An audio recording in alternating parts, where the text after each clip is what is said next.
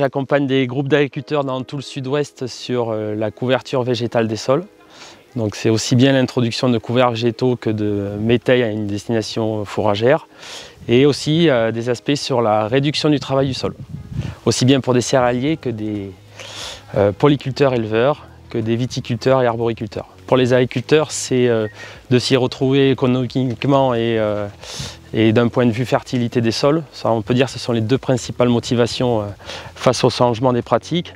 Et après, de plus en plus de sollicitations de la société de manière générale sur différents aspects qui nous concernent tous, aussi bien l'eau que les émissions de gaz à effet de serre et réduction des produits phyto de manière générale. Deux stratégies sur les couverts et sur les métayes. Un métail plutôt à destination de pâture, semé en travail du sol superficiel et semé sans travail du sol, où l'objectif était de comparer les deux modalités. Et un autre côté où il y a un métail plutôt à la destination ensilage, avec toujours les mêmes deux stratégies, travail superficiel et non-travail du sol pour le semis, en sachant qu'il faut bien recontextualiser le contexte pédoclimatique. Tout le monde n'est pas sur le même pied d'égalité, je le dis souvent.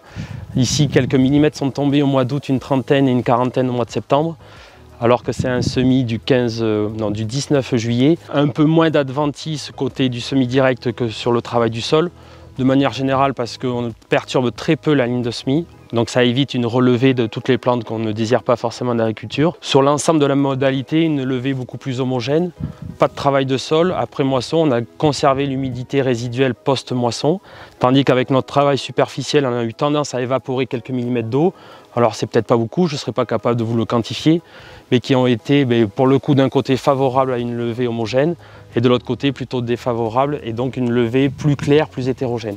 Bon, ce qui est le plus profitable dans tous les cas, c'est de couvrir les sols pendant les périodes creuses, pendant les périodes d'interculture, c'est-à-dire entre le moisson d'une culture et le semis de la culture suivante. Quoi qu'on le fasse en simplifié ou en direct, parce qu'une plante, elle a différents enjeux. Vous êtes capable de stocker du carbone, d'améliorer la fertilité de manière générale du sol, de conserver le bouillon de culture qu'il y a sous nos pieds, les micro-organismes du sol, limiter l'érosion. L'avantage de la réduction du travail du sol, c'est un gain de temps, moins d'usure d'outils et puis une économie en GNR.